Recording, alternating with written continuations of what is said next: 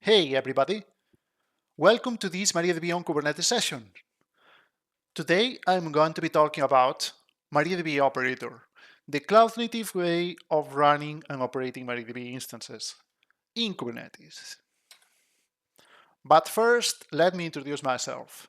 My name is Martín Montes, lead software engineer at MariaDB Corporation.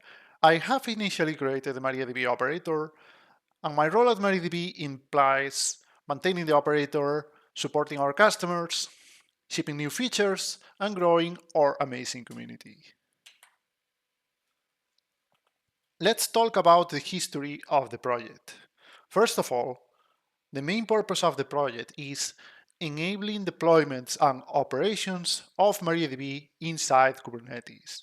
Back in 2022, there was no Kubernetes operator for MariaDB in the ecosystem, so we decided to bridge that gap and give the community a Kubernetes operator it deserved. From that point in time, we delivered multiple topologies, multiple disaster recovery mechanisms, and in mid-2024, we delivered the Enterprise Operator, a commercially supported operator by MariaDB PLC, which brings additional enterprise features. But today, we are going to be talking about the new multi-cluster topology, which allows you to set up replication between two clusters running in different regions.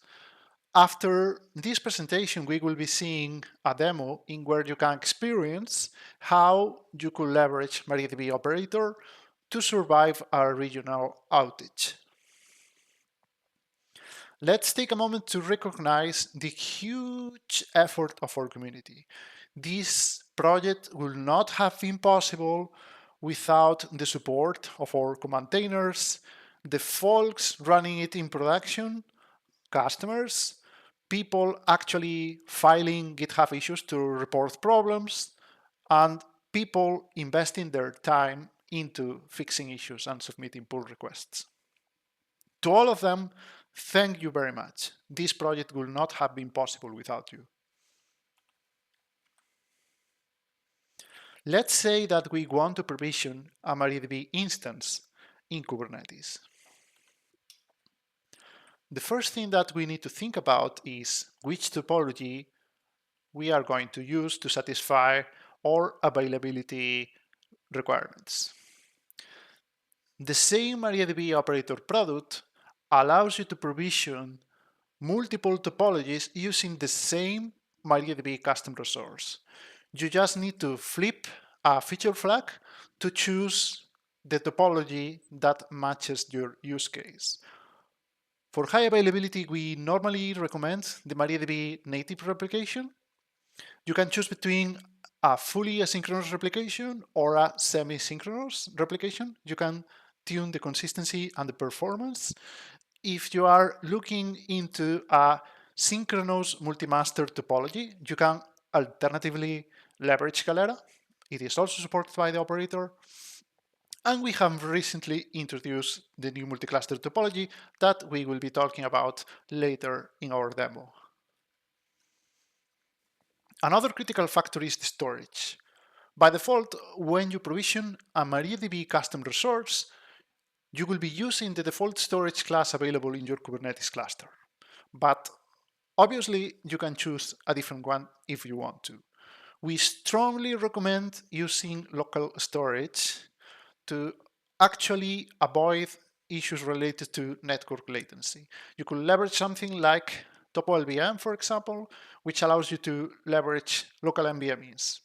Alternatively, if you don't have that option, you can also use a block storage. This is the case for most of the cloud providers. So in that case, it is preferred that you choose a storage class which provides you with enough IOPS and choosing the right instance type to make sure that you have enough network bandwidth. When it comes to volume resize, it is as easy as bumping the storage size available in the MariaDB custom resource. The operator handles the rest. Right-sizing the CPU and memory resources for your MariaDB instance is also critical. As a general recommendation, it is recommended to match the CPU and memory resources to the limits, and that way you will be having a guaranteed quality of service in Kubernetes. Additionally, you also need to tune your InnoDB buffer pool by setting a 70 to or an 80% of the memory limit as a general rule of thumb recommendation to achieve better performance. You can leverage the myCNF inline field to actually provide this InnoDB buffer pool size or any other MariaDB system variable that you can think of, it can be provided in there. In order to implement true high availability, you need to implement the right scheduling policies for your MariaDB pods. As a general recommendation, it is very obvious that you will need to spread your MariaDB pods across different nodes. That can be achieved with the anti-affinity enabled feature flag. You can also implement dedicated nodes by setting the right node selector and tolerations. Then if you want a more fine-grained control over the distribution of your pods across different availability zones, you can use topology spread constraints.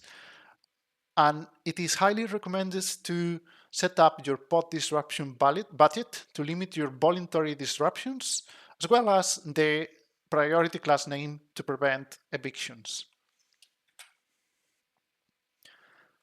Security is a must-have nowadays. It is not optional. And for that reason, the MariaDB operator issues a certificate authority and leave certificates for your MariaDB instance by default.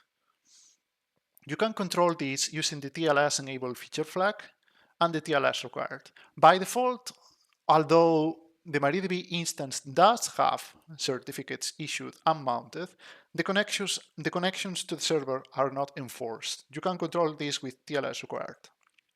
Additionally, if you are using Cert Manager, the de facto standard for issuing certificates in Kubernetes, you can provide a reference to your cluster issuer resource, and the operator will create a certificate resource under the scenes that will be mounted to the server. The third option is bringing your own certificate authority to Kubernetes. You can bring your CA key pair, and the operator will use it to issue certificates for your MariaDB instance. It is important to note that the operator rotates the thirds automatically and triggers a rolling update when that happens. Regarding day 2 operations, we are going to be focusing on disaster recovery and rolling updates. All of them can be defined declaratively using custom resources. For the physical backups, we have introduced a new physical backup custom resource, which allows you to define how the physical backup is going to be taken. We have two strategies to implement the physical backup. The first one being MariaDB native and leveraging MariaDB backup scheduled in a Kubernetes job. The second one being Kubernetes native, leveraging CSI driver capabilities, consistently taking a snapshot in the MariaDB instance to achieve the full physical backup. The physical backup resource has support for S3 compatible storage, Azure Blob Storage. You can specify a storage class of your choice to keep the backups. It has plenty of flexibility regarding the backup storage. It has also a lot of flexibility about scheduling. You can define the cadence of your backups using a cron expression. You can trigger backups on demand. You could define the target of your backup by saying, for example, that you want to take backups on the replica, define compression, retention policy, etc., etc., etc. If you want to achieve a better recovery point objective or minimize your recovery time objective, you should probably look into the point-in-time recovery functionality. This functionality continuously archives binary logs in an object storage and allows you to restore a MariaDB instance from a given point in time. For doing so, it leverages a sidecar agent that continuously streams the binary logs to an object storage, and in order to restore, it basically restores a full base backup taken with a physical backup resource and replace the binary logs up until the target recovery time. To provide you a better observability on your recovery point objective and recovery time objective, the point-in-time recovery has a status which basically gives you visibility on the last recovery time based on the archived binary logs. When it comes to restoration, you are able to provide a source of restoration as part of the bootstrap from field.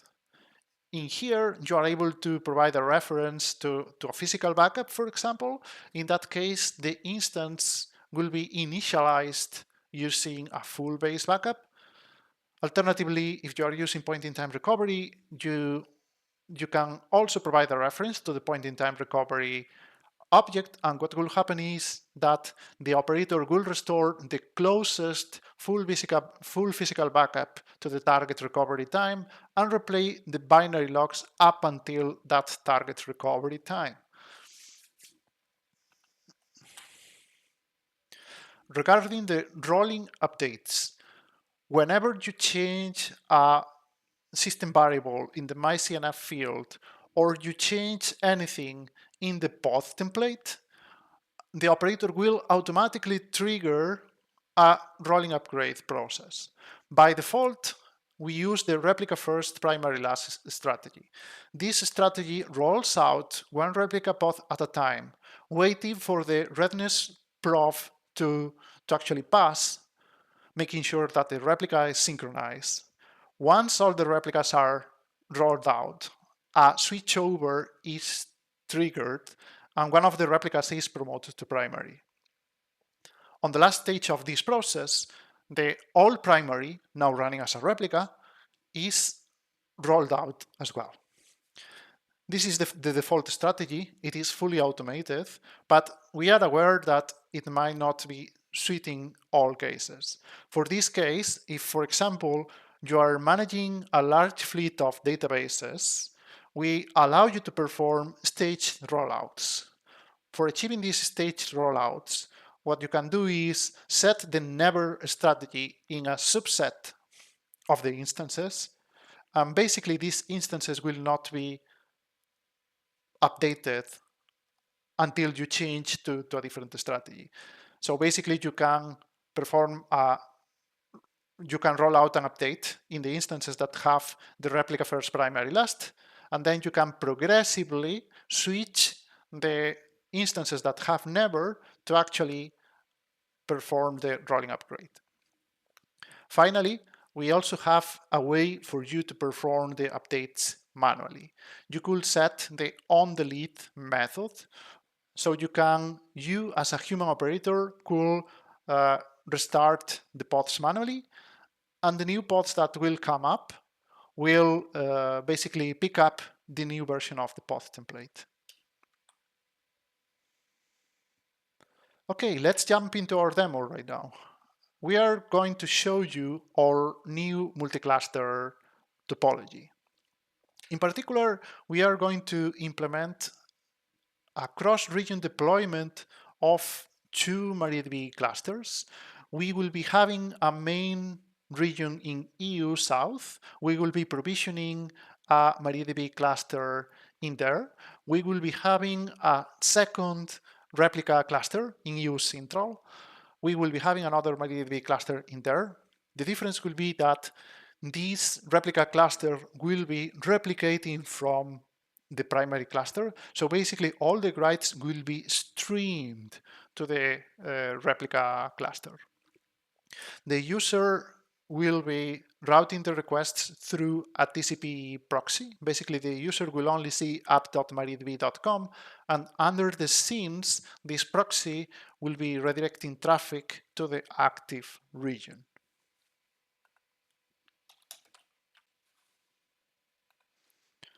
Okay, so let's get started with our demo. The first thing that we are going to provision is the MariaDB EU South instance. This instance uses replication internally to form a cluster within the EU South region. It consists of 2 pods replicating using fully asynchronous replication, and very importantly, they are using the GTID domain ID 0. This will be crucial to avoid clashing with the second cluster, which will be using a different GTID domain ID. In order to establish connectivity with this cluster, we are provisioning a load balancer service that points to the primary cluster. We are assigning a local IP address using metallb. This will be the IP address that we register in the TCP proxy. In terms of TLS, in order to establish a TLS handshake between the 2 different clusters in the 2 different regions, it is very important that we use the same certificate authority, because then the 2 clusters will have the same trust bundle and will be able to establish trust between them. In addition to the certificate sands that we use by default in the certificates, we are provisioning 2 additional ones. The first one is going to be used internally. For example, the second cluster will be pointing to this DNS name, and the second one will be the one that the TCP proxy resolves to. So that's the only DNS name the user is aware of, and our certificate for our server needs to be issued with that name. Then we are provisioning the multi-cluster section. In here, this section defines the topology of our cluster.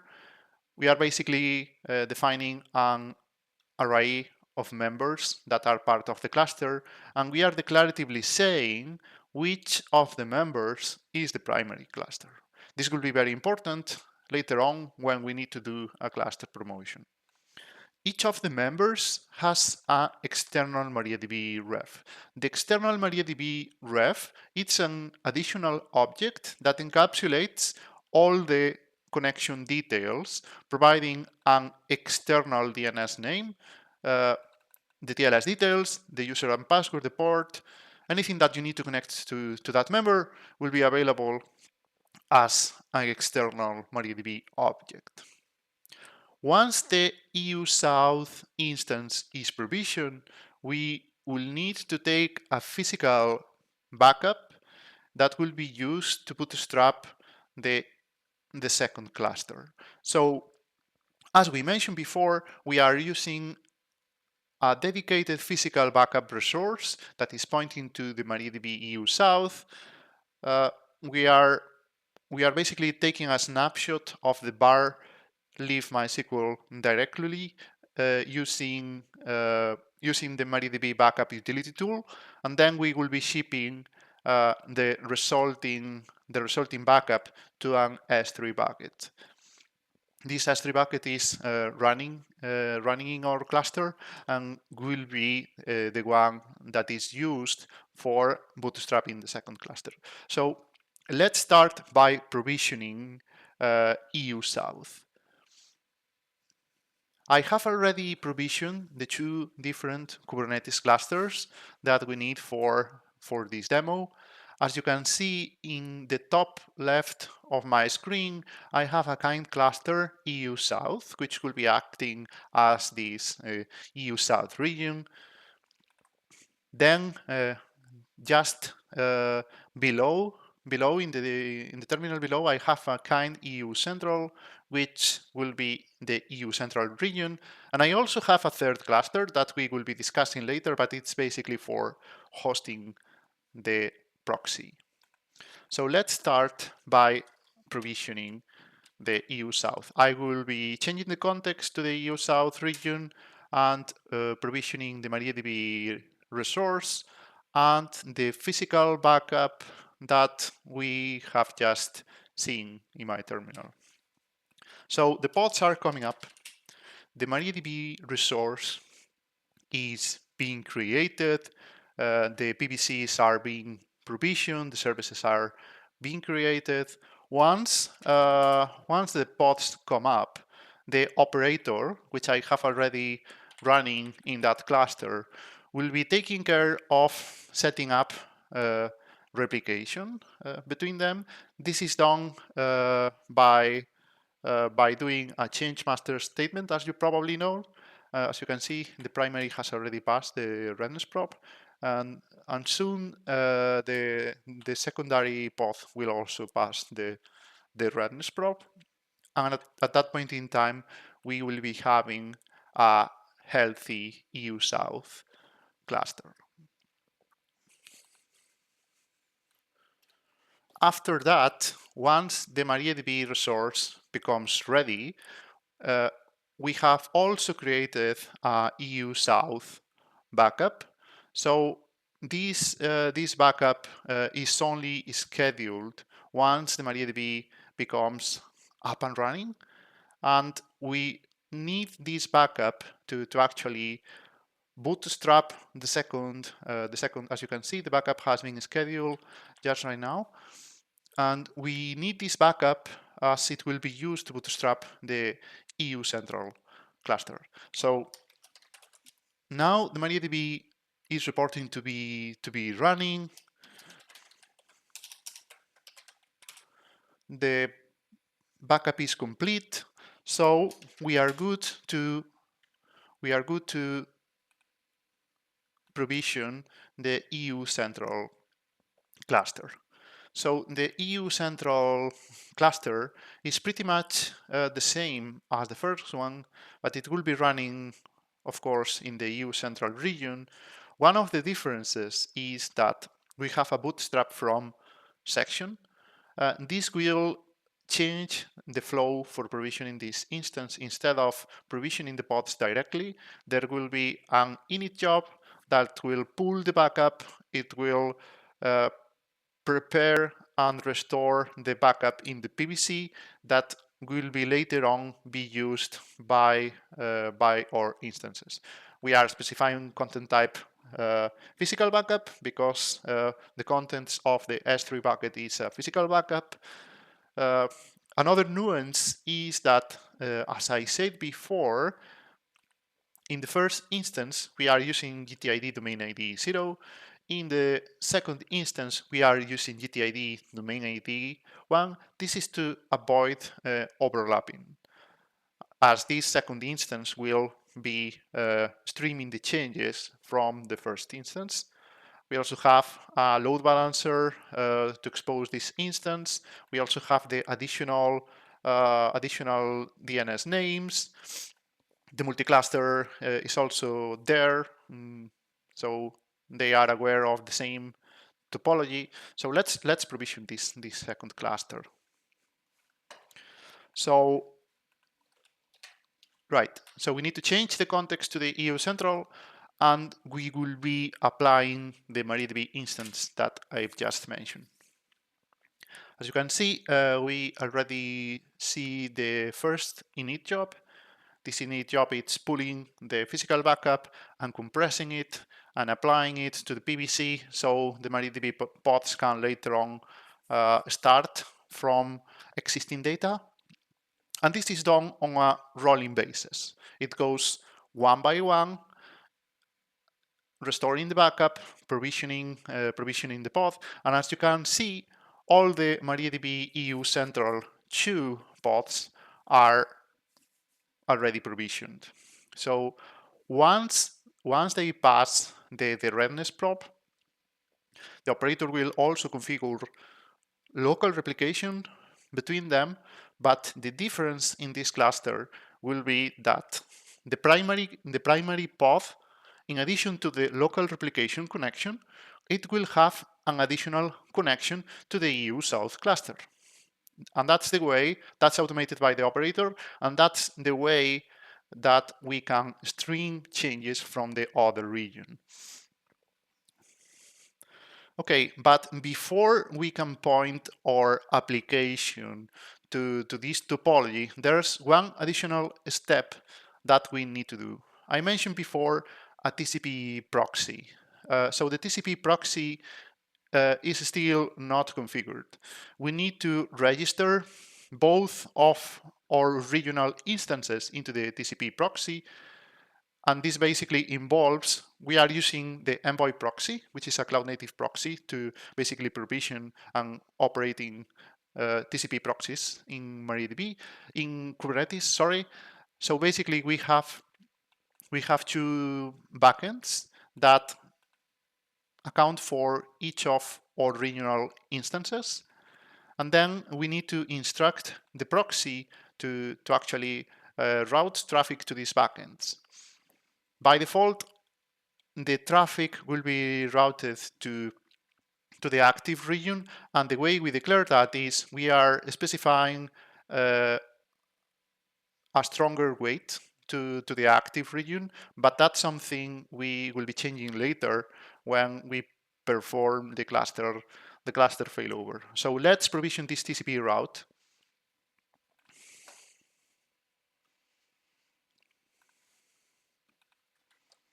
Change the context, we created TCP route. Okay, now if we check the TCP route, we will see that it has been accepted, right? So at this point, we can point the application to our proxy, and it will be able to route traffic to the active region, in this case, EU South. So we have a very basic Go application, which basically, as you can see, it points to app.mariadb.com, and basically it's creating a table and inserting records just to prove that our MariaDB instances and our topology is healthy. If we check the status of the instance, we can see that the instance running in the active region is using indeed the GTID domain ID 0. It is increasing the sequence, and yeah, that's the only GTID available. We can see the roles of the pods being primary and replica. However, if we take a look at the second region,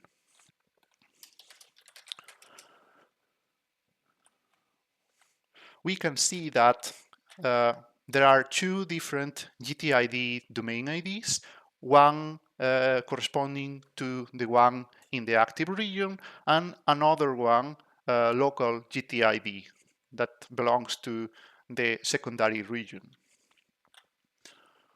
We can also appreciate that the roles of the pods are slightly different. Instead of a primary, we have a primary replica, which is basically a local primary which has an additional connection to a remote instance. So now, what we are going to do is we are going to tear down EU South. And for doing so, since this is running in a kind cluster, what we are going to do is stop the EU South kind cluster. So what will happen is that our application will break. At this point, we have a regional outage. So what we need to do to remediate this is, first of all, we need to promote EU Central to be the primary region. For doing so, we can switch the multi-cluster primary, basically saying that, okay, now you are the primary. The operator will perform the promotion, but we are still seeing errors in our application. So basically, what we need to do in addition, we have promoted MariaDB EU Central from the MariaDB perspective. We need to tell the proxy to basically forward the traffic to the new active region. And we do that by updating the TCP route and saying that, okay, the EU central backend now has a higher weight, so please forward the traffic to the active region. And as you can see, we have survived a regional outage. The TCP proxy is now transparently routing traffic to the new active region that we have promoted. And as you can see, if we now check our new active region, EU Central, it has only a single GTID and the roles have changed.